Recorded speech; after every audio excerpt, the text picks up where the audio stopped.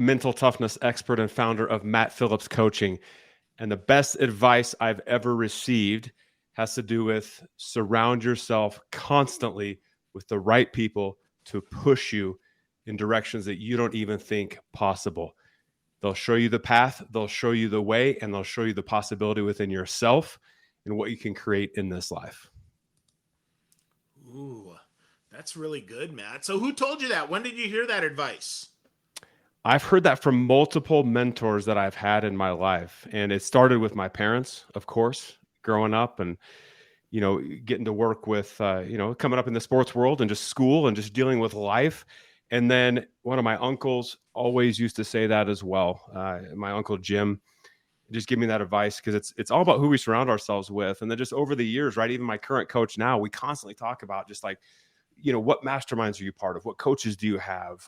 What type of, for me, entrepreneurs are you hanging out with? Like people like you, Phil, like, am I connecting with you and others, experts in the space? Because we're out here on a mission to help people. And again, you just, when you get that third party perspective, I don't know if you see this as well. When you get that third party perspective from someone, it changes everything because they can see things that you cannot see. And we're often blind to. And the things that we think are hard, they're like, my gosh, like, no, I've done it, or you can do this. And they just push you in that direction. So every mentor is just reaffirmed over and over and over again, but starting with my mom and dad. Awesome. I love that. Yeah, I see the same thing, man. When you surround yourself with the right people, it makes all the difference in the world. And we have to pick people that are beyond where we are. I think that's the thing.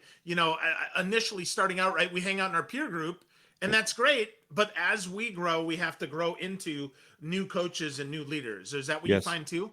absolutely. And I just recently in December, I decided to join a new mastermind this past year. And these are some heavy hitters in the online space and have all these different programs, things like that.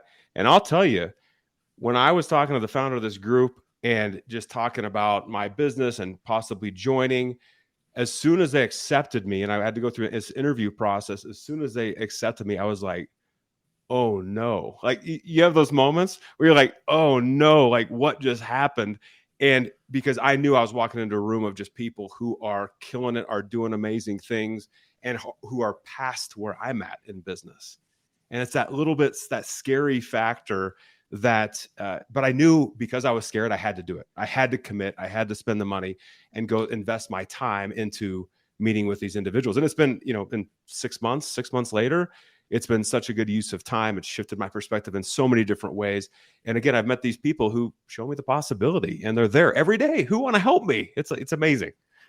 Yeah, that is amazing. So let's talk about that, Matt. Before we shift into your sales leader superpower, let's talk about those right people. Like, how do you choose the right people? What criteria do you put in place to make sure that they're real and not just talkers? Yeah, such a great question. And for me, it comes down to some fundamentals, right? Of, do they have that integrity, that honesty? Like, am I connecting with them? Do they feel like a humble person?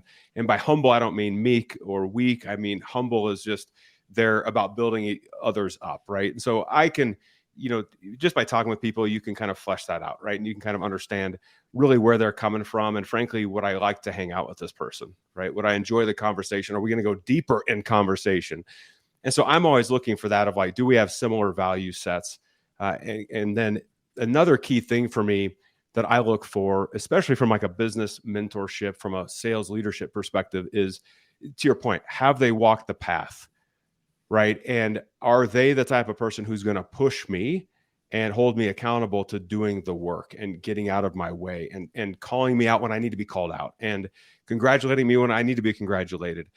But have they walked the path, and can they really push me out of my comfort zone? So that's what I really look at. When I hired, my most recent coach that I still work with to this day, I met Jim at least 8 years ago, if not 9 years ago. And we both spoke at this sports psychology conference at this university.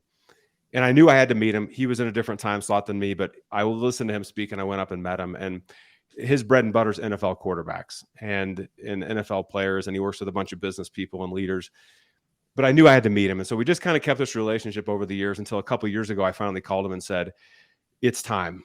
And I need you because you are me about 20 years from now. We've walked very similar paths. You've done it. You're working with the best. You challenge the best. I need someone to really push me and kind of cut the BS with me for all intents and purposes.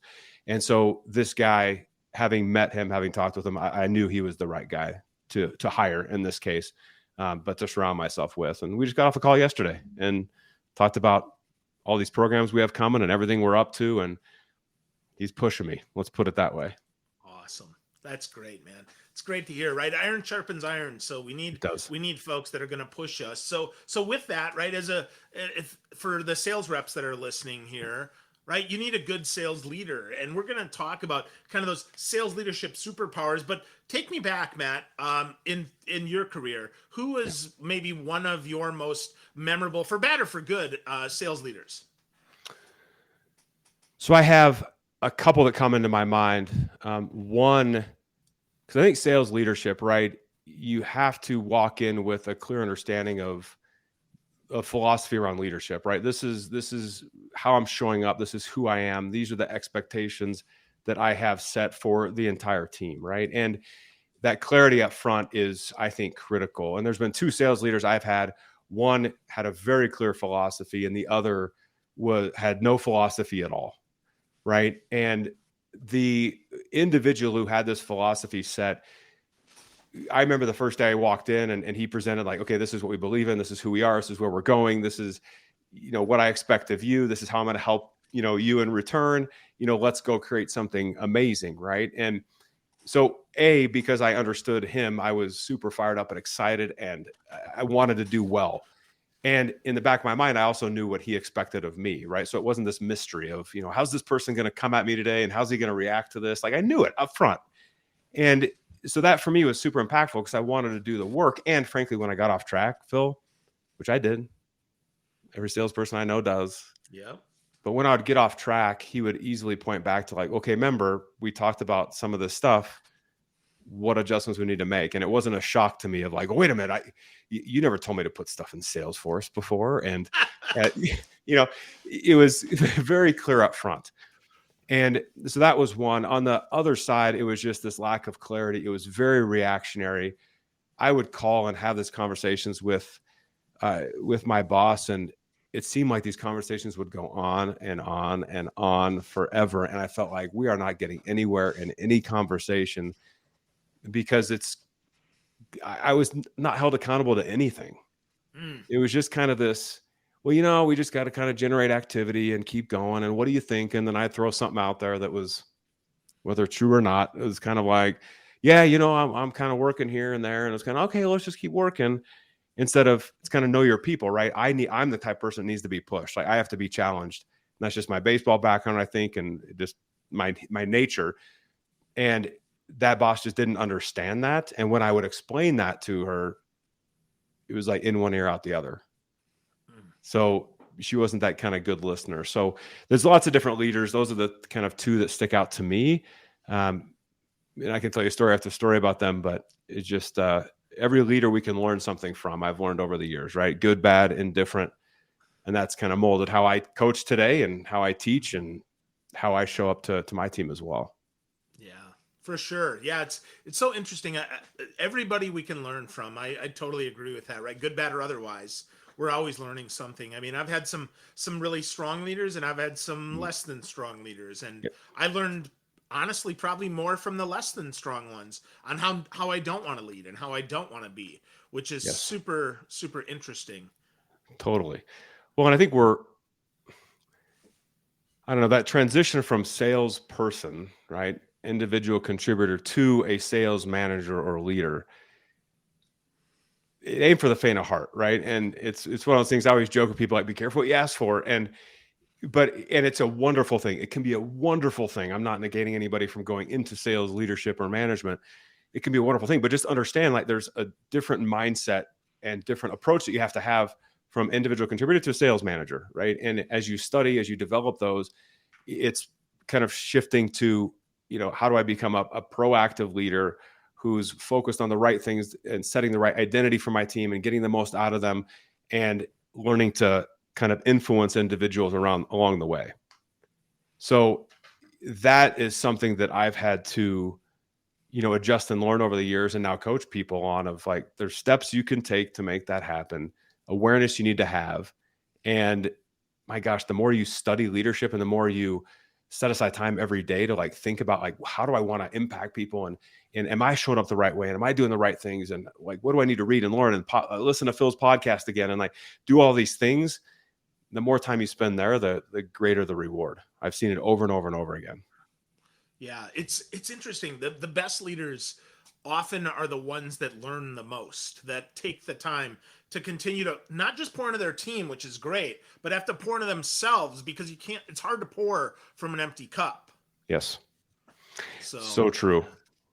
Yeah. Well, I imagine your listeners right now, right? I don't know if they deal with, it's like keeping their energy high for every area of life, right? And part of energy is not only showing up for your family, but it's also showing up for work and making sure that you have that, confidence and focus and emotional control that you need to, perform at that extremely high level. And I don't know if you felt it in the past. I felt it in the past, those moments where you're just like dragging, and it's like, my gosh, I'm supposed to go make calls now and have this sales. It's this kind of balanced approach to leadership as well. Yeah, definitely. Well, let's shift into that, right? So, and I think it's very interesting.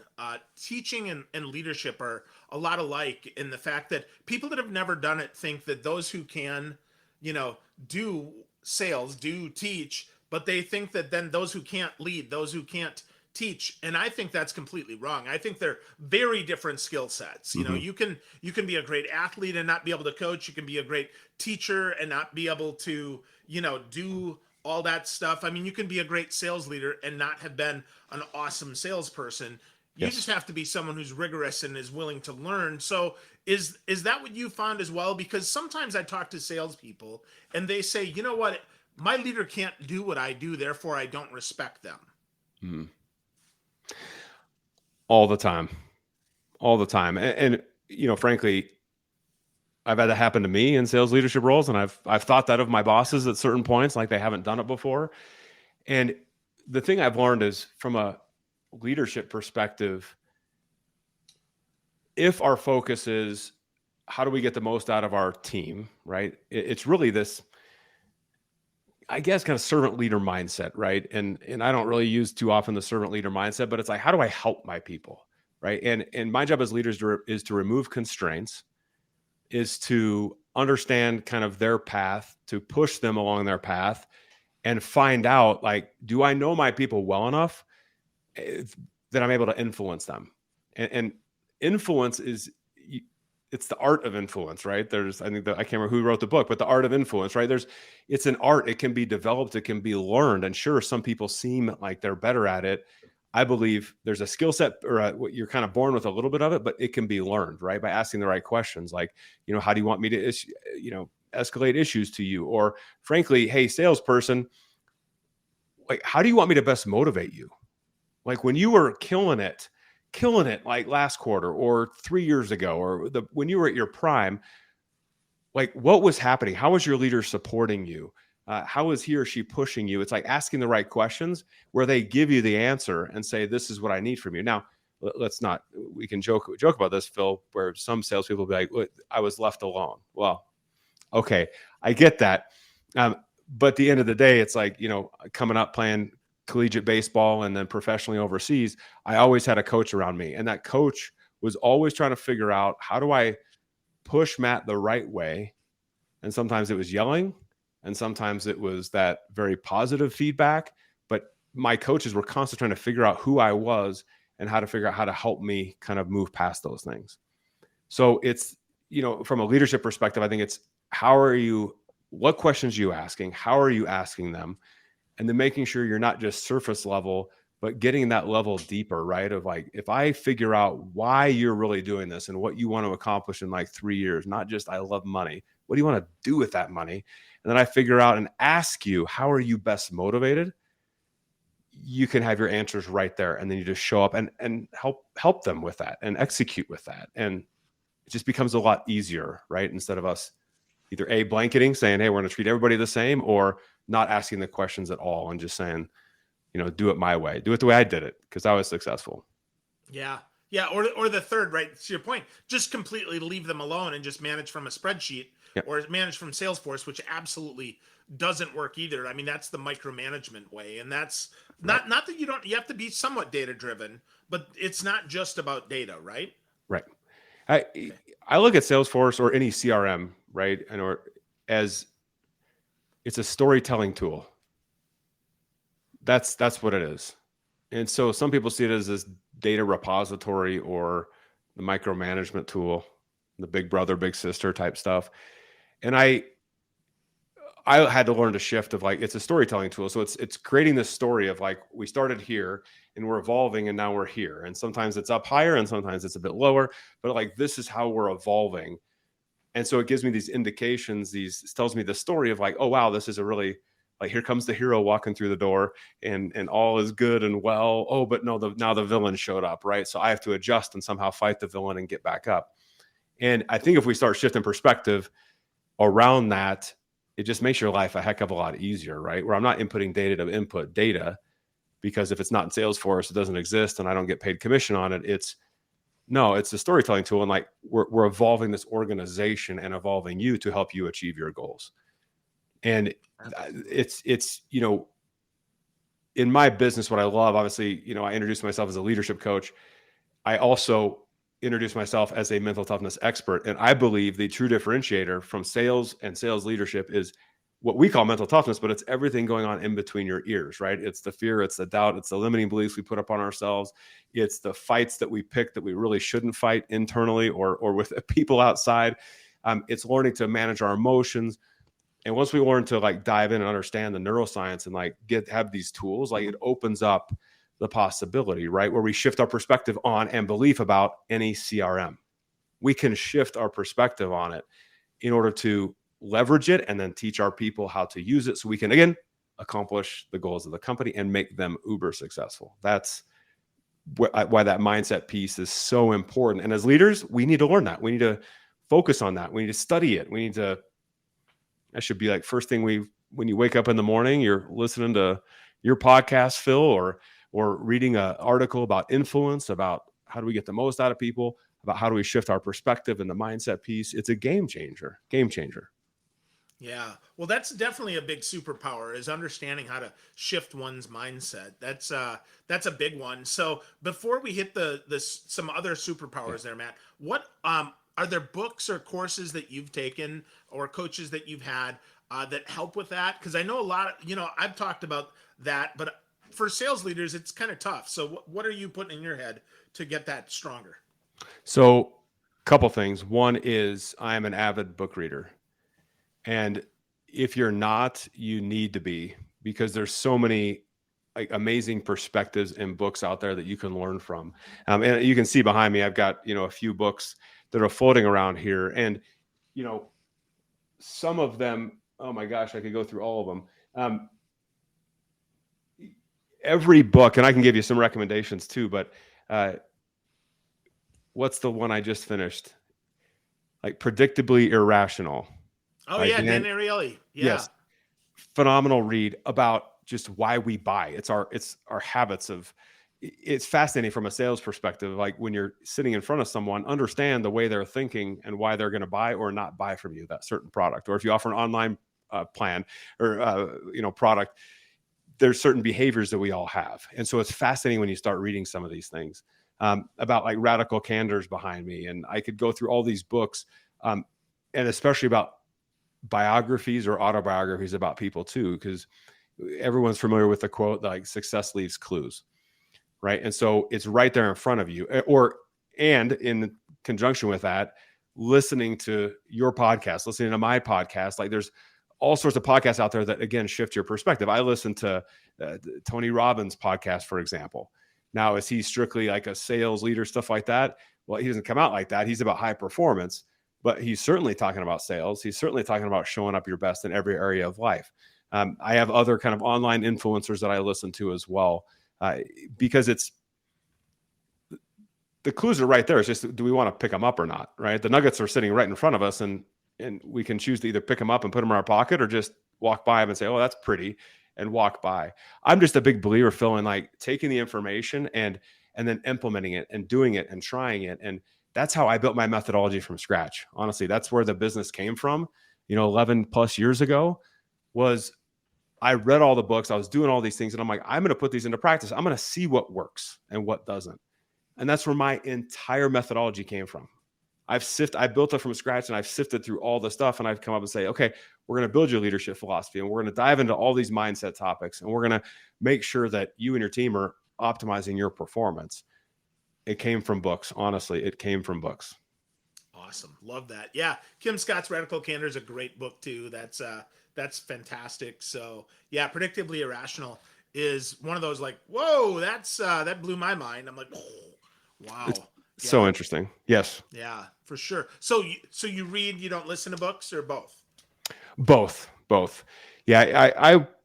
I'll go through these spurts, honestly, Phil, where for some reason I just need a hard printed out book in my hand, right? To be able to sit on the chair or sit on the couch and read. And then there's other periods I go through where I'm like, I'm going to throw in the earbuds and, listen to the book that way. So I kind of go through these ebbs and flows, but I always have something that I'm either reading or it's like next up on the list. Like I've got 2 books right over here that as soon as I'm done with this other one, they're going to be the next ones that I'm going to read. So it's always that just consistency and application. And again, you read enough books and you hear some, similar stuff, but there's always, I don't know if you experience this, there's always something that at least one thing I pick up from every book that this thing's different. There has to be, right? I mean, that's the thing. I think people think that the whole book has to be amazing in order to be a good investment. But I think of it this way, right? For $25, if I get one idea for $25, it's totally worth it. Yes. I mean, it's totally worth it because if I put that into practice, I know it's going to make me at least $25, right? Yes. And that's pretty simple. I don't typically pause very much when I'm going to get a book. If it's something that I hear, I'm like, oh, yep, I'm going to get that one. That's it, right? So, yeah. Yes. Yep. My coach yesterday just told me to pick up 2 books and they're ordered and on their way. Yeah. What'd you get? What are they? I got to hear it. What'd you get? Let me get the names first. So first of all, first one's Creating Superfans by Brittany Hudak.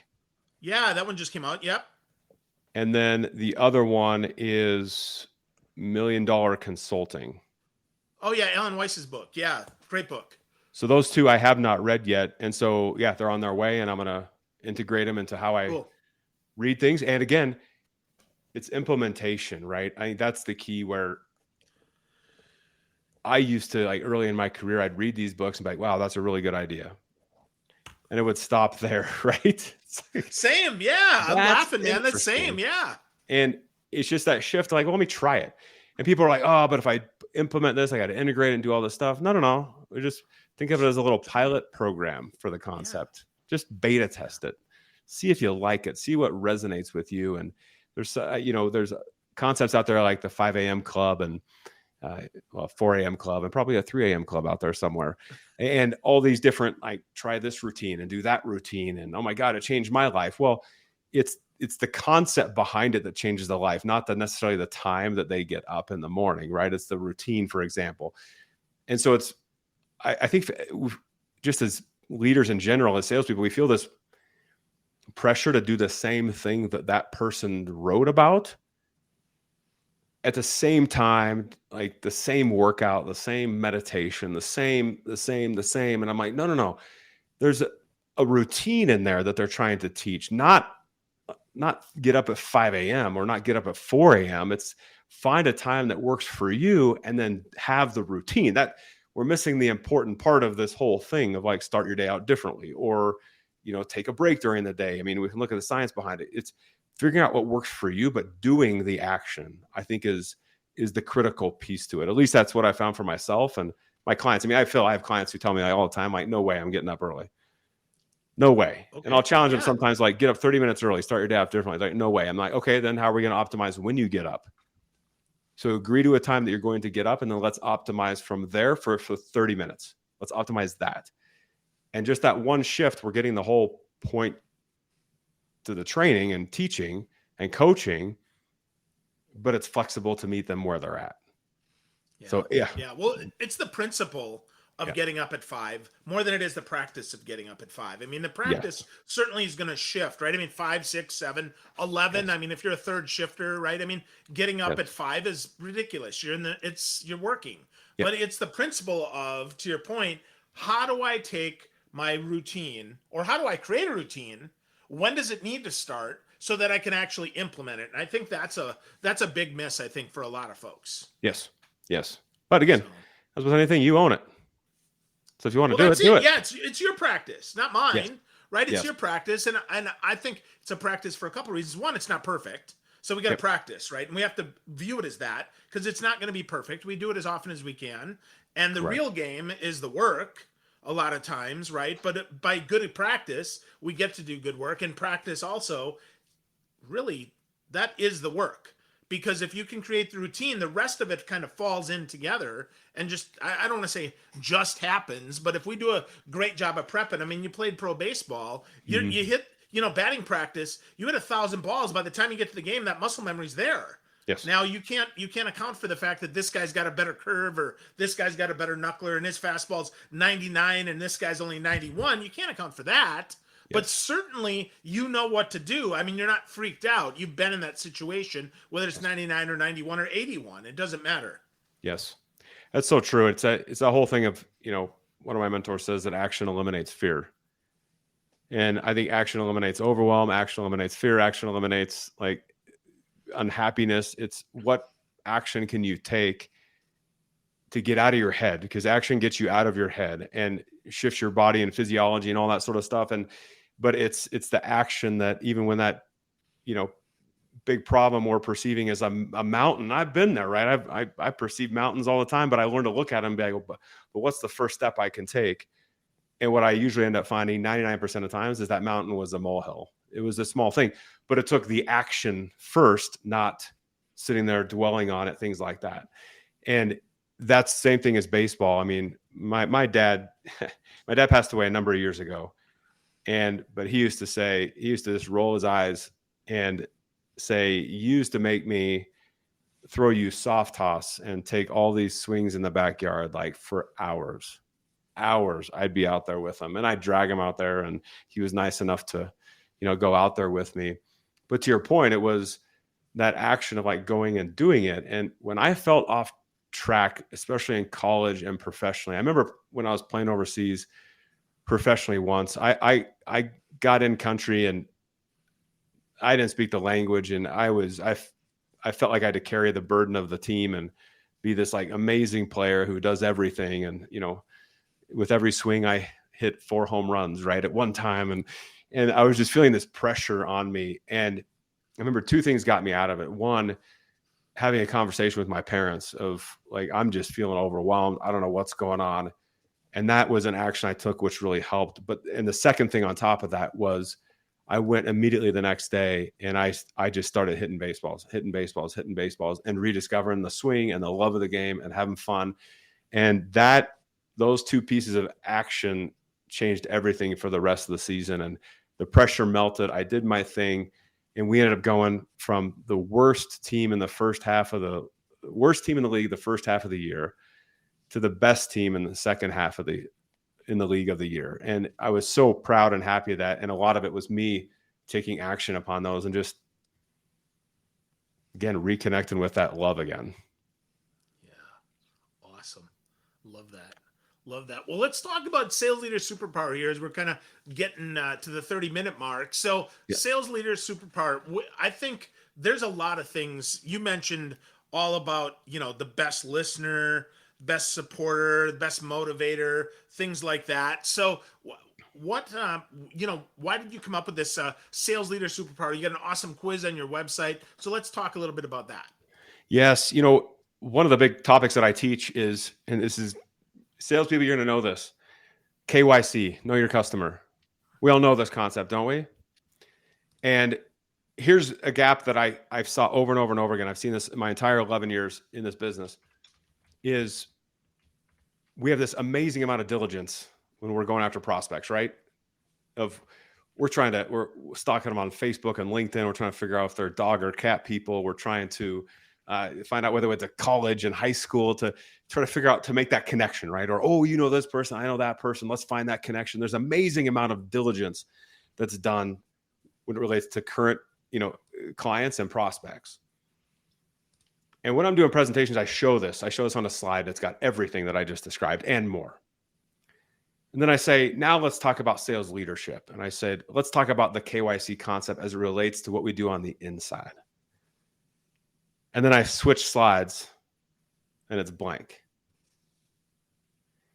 What I found is that we don't implement the same diligence to know our customers, to know our team, that we do when we're looking at prospects and third parties. And that's vendors too. Well, boy, we want to know vendors really well and how to influence them and communicate with them and all this stuff. And then we look at our team and just say, well, just do it, either do it the way I did it or just figure it out. We don't have the same diligence. So that's one of the reasons behind this Superpower quiz, because it's about knowing thyself as a leader, but also to give you insight into how to start really thinking about your people and how they show up. Because a leadership style is not good or bad. I believe it comes down to, are you setting the right expectations, and are you getting time to know each other and how you work and communicate and show up every single day? And that's why I wanted to build a quiz. And so it gives you insight into like who you are as a leader, right? What one of your preferences are of how you're going to approach people, but also get you thinking about like, I wonder how salesperson A, B, and C on my team, I wonder if they took this quiz, who are they? How do they show up? Because I, as the sales leader, in my opinion, need to do the best I can to adjust my approach to meet their approach. Because we're doing it on the outside anyway with our prospects. Why wouldn't we do the same thing on the inside? It's how consistent can we be as a leader of outside and inside? And so when you start getting to the superpowers, it's like, listen, understand how you show up, and you can talk to your people about this. Like, this is how I show up as a leader. And I want you to know that. And I want to ask you the same questions. How do you show up? How can I get the best out of you? And let's talk about this communication. So when I'm, doing one-on-one coaching in our online programs, Phil, I have this whole KYC section, which gives a load of questions that you can ask your team to really figure out how to influence them, because this is about influence, right? And this is one of the tools, this superpower tool, to help you really dive in and start that process as well. Awesome.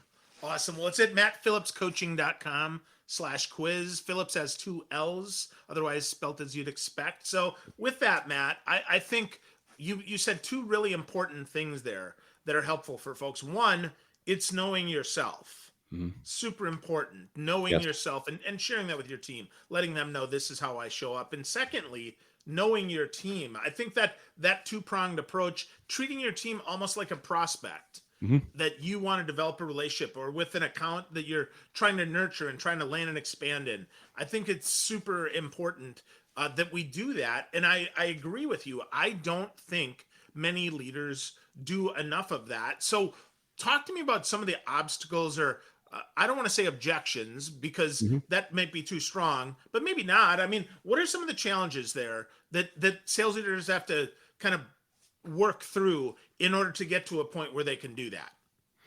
That's a great question. So there's a couple things. One, when we talk being mentally tough, I think there's a couple components around mental toughness that are critical, right?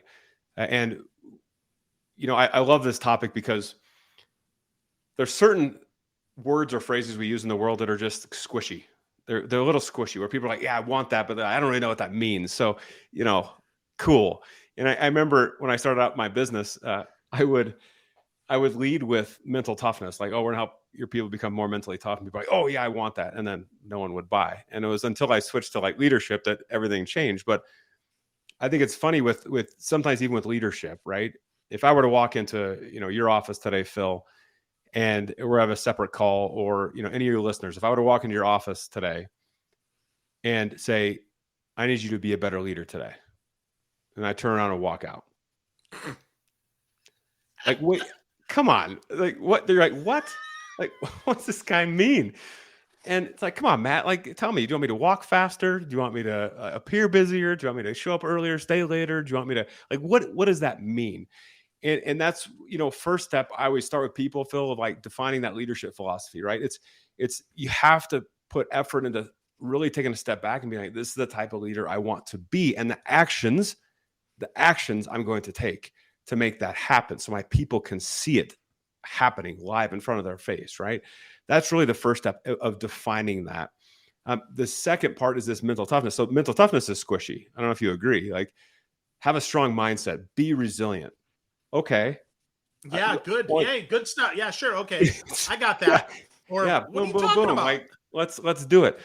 And so we've defined like what does being mentally tough actually mean, right? So it's 5 elements we talk about, and it's the first is confidence, right? So do I have the self-belief when I look in that mirror? Am I a good sales leader? Now, are we always improving, growing, developing? Sure, but I have to have that belief first in order to grow. The second is focus. So what am I focused on?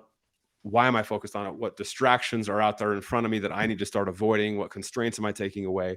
That's that second element. The third we call control. And what I mean by that is emotional control, right? So, we all have things that throw us off track, but how do I anticipate those things to have the right emotional reaction to it? The fourth element is all about energy, right? So we take kind of a holistic approach here, Phil, where it's, you have to take care of yourself. You have to recover. You have to eat well. You have to drink well. Like, you have to do the right things so you can show up with a tremendous amount of energy, positive energy with your team. And then the fifth element is consistent action, right? Intentional, consistent action. So when we're kind of driving this, I'm constantly analyzing all my clients to say, okay, where's their confidence level at? Are they focused or are they distracted? Where's their emotional control at? Because boy, they seem ramped up right now. Where's their energy level at? Because they seem really tired at the moment, or they seem really a ton of energy right now. And are they being consistent? And so for me, I'm constantly going through that with my clients to be like, okay, this is what we're focused on. This is what we're focused on. This is what we're focused on. And so when you start building some of these components, that's where then that confidence level grows, where you can look at some of the superpower stuff. The superpower stuff's built into your leadership philosophy, by the way. So you kind of know thyself, and your team starts understanding expectations. And then we just grow, develop, optimize based off that, from that jumping off point. So it's absolutely can be learned, but it starts with, are you clear on that leadership philosophy? And then are you really working on yourself and carving out time every week or every month to think about leadership? May sound silly, but to think about leadership. And a lot of times people are like, I'm thinking about leadership all the time, every day, hiring, firing, do all this stuff. I'm like, no. Like a couple hours just to be like, where's the team at? Where am I at? How am I performing? How are they performing? It's asking yourself all these questions as kind of the CEO of your little leadership business to make sure you're doing the right things and making the adjustments. So that's a probably long-winded answer to your question, but those are kind of what we're trying to drive and what I'm constantly focused on for myself in my business. Yeah, no, I think that's a great answer. I think there's a lot there and a lot we could unpack, and we should probably do another episode and unpack some of that stuff. But I'm going to dive in right to that leadership philosophy, because I think that's our starting point, Yep. right? And then we can maybe talk a little more. And that is, so how do we find that leadership philosophy, man? If we've never thought about this before, because many leaders have never been told, they've been said, hey, we're challenger sellers, but there's no leadership philosophy other than, be good to your people and get the most results. Right. Well, that's not a philosophy. Right. That's like, yeah, no kidding, right? Like, of course that's what I want to do. But I got to unpack that. So how do I figure out that leadership philosophy? Where do I at least get started with that? Yeah. So we take people through this 4-step process when we build out their leadership philosophy. And the first starts with asking the right questions of yourself, right? So we will ask questions such as, like, who's the best leader you've ever had and why? Who's the worst leader you've ever had and why? And it's starting to dive into, like, we've all been exposed to like different people and good, bad, like we talked at the beginning, right? The good and the bad bosses. And it's starting to really kind of unpack that. And by the way, it's not just business. It's like, have you had a great coach? Have you had a great parent? Have you had a great pastor? Like, there's all sorts of leaders that we can pick from, but it's starting to dive into like, what was so unique about them and what made them different, what made them unique. And then we ask a lot of, there's like 12 questions, I think, in the questionnaire, Phil, that we go through to then really help you hone in on like, oh, okay, this is the type of leader that I want to be. And so once you ask those questions, then you can start drafting it, right? And looking at others. So it's almost going back to books a little bit, right? Of looking at, oh, this is how others talk about it, how, Matt's other clients have done it, and putting it to paper. That's the other thing I hone in on a lot is, I've got whiteboards all over my office.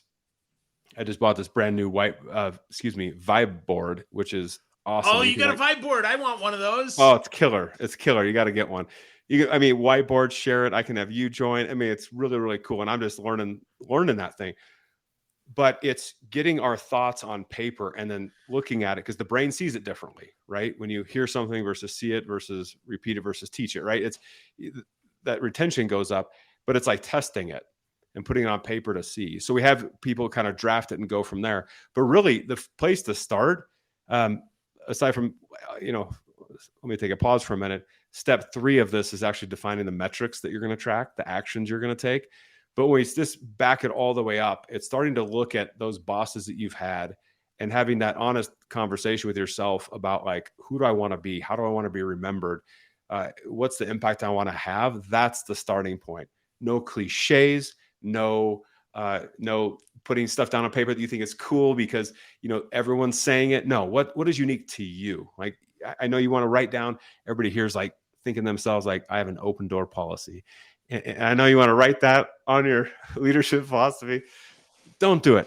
Don't do it, because that's not unique to you, right? It's what's your uniqueness. Like, reflect upon that. And it's a game changer for just how you show up and what you get out of people, right? It's, when you look at the Superpower quiz, right? Phil, you just took it right before we saw the email come through. I'm like, oh man, Phil's on it. Here we go. And you were a heartnator from what I remember, right? Yep. And we go through and it's define a little bit about the heartnator, right? Which means you're going to show up empathetic, that you are like going to lead with that heart, like I care first, right? That's kind of a preference of yours.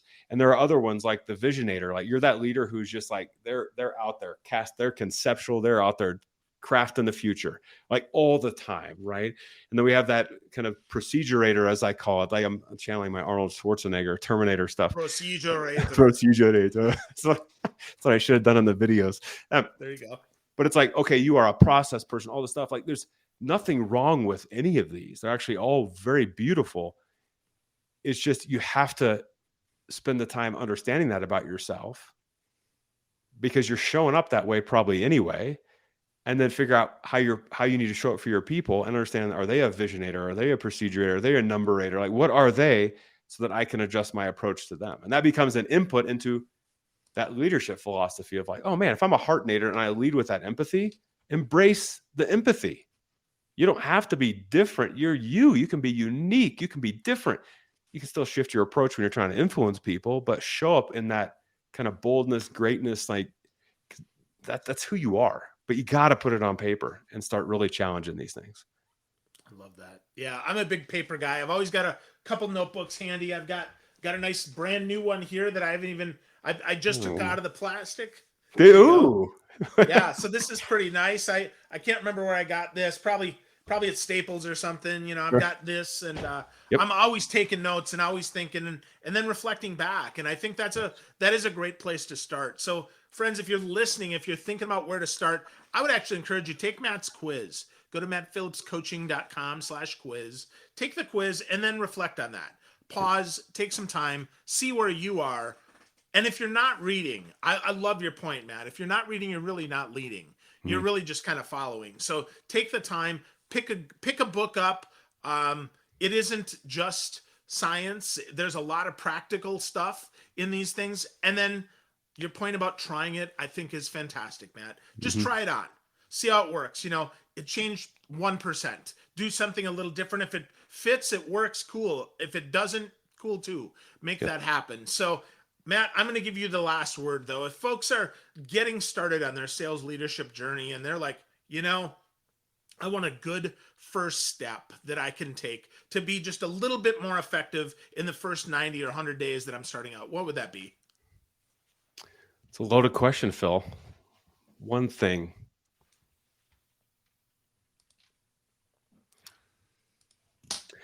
I'll try to say one thing. I might go into two, Phil. One very important thing is your time. And I know people know this, and there's lots of methodologies out there. We have our own methodology on time management, but this awareness like keen awareness of where you're spending your time and asking why. The value that adds to your day, to your personal and professional life, it can absolutely be a game changer, because as individuals, we get busy. There's lots of things going on. There's challenges being thrown at us. There's new reports that need to be run. There's issues within the sales team with clients and prospects and all these different things. But if we constantly look at our time and say, is this what I'm about to do a good use of my time? What am I not doing by spending time in this area? That diligence will keep you focused on the most important things for yourself and for your team. That's probably the number one important thing that I talk to people about. The second thing, Phil, I'm going to give you two. The second thing I will tell is start asking more questions. The quality of your leadership will be directly correlated to the quality of questions that you ask. And it's a shift from telling to asking, because asking is all about influence. It's about getting to that next level of detail. That's around your time. That's around how to get the most out of your people. That's how to set the vision for your organization and stay focused on that action. Those are the two things I'd share, Phil. Love that. Love that. Is this a good use of my time? Why this? And what am I not doing by choosing this? And then ask more questions. I think that's super powerful, Matt, and a great way to end up here. Lots of awesome stuff, Matt. Friends, if you're listening and you're like, wow, I need some more Matt Phillips, go to mattphillipscoaching.com. Phillips has two L's, MattPhillips, coaching.com. Check Matt out. Take his quiz. Check it out. It's on the front page. And get started, friends. Just start experimenting. See what's there and dig deep. You are the first person you have to lead. You have to figure yourself out. So take some time and do that. Matt, thanks so much for the insight today. I really appreciate you, buddy. Thanks for having me, Phil. My pleasure.